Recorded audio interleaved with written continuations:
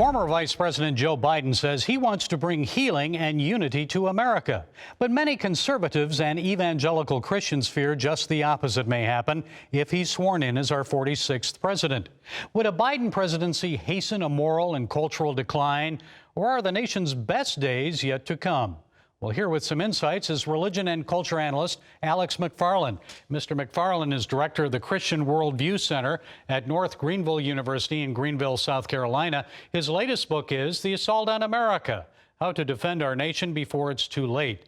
Alex, it's good to have you with us again. So we're seeing legal challenges, ballot recounts, uncertainty about election results, also resurgence of COVID-19.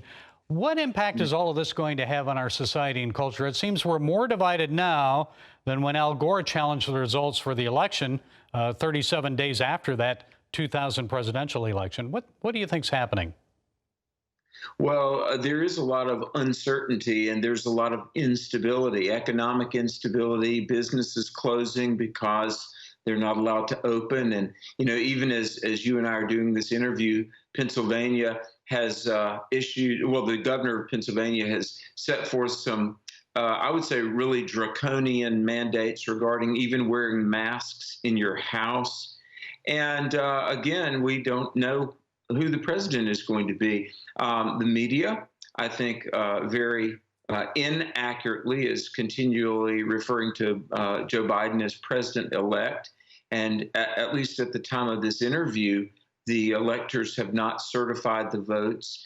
And it does appear that President Trump's legal team has some valid data about inaccuracies and even fraud in the election.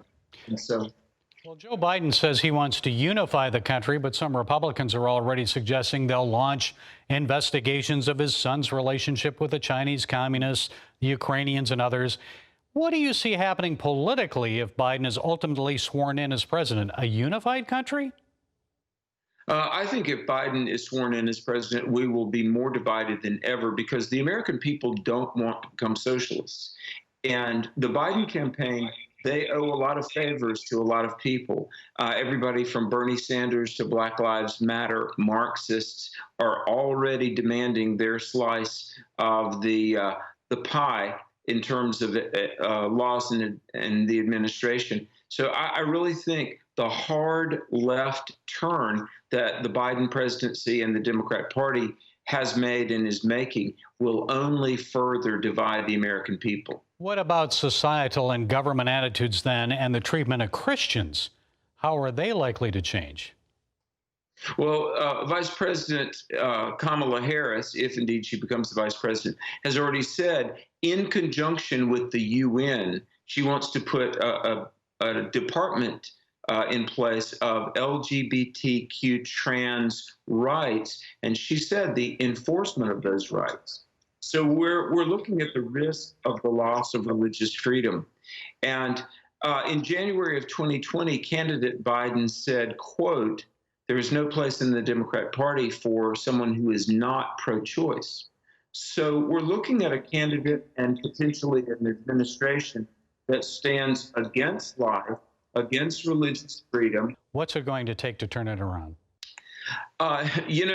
Computer's first line of defense is the firewall, and our body's first line of defense are immunities and antibodies.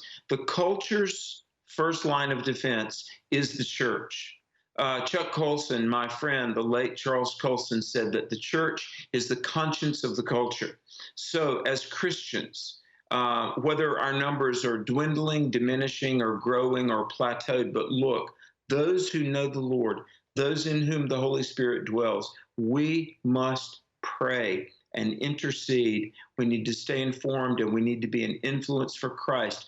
The only hope for the United States of America is the heart change that comes through a personal relationship with Jesus Christ. And may God grant that this takes place throughout our country on a very pervasive level. Alex McFarland, author of the book, The Assault on America: How to Defend Our Nation Before It's Too Late. Thanks, Alex, for sharing your insights.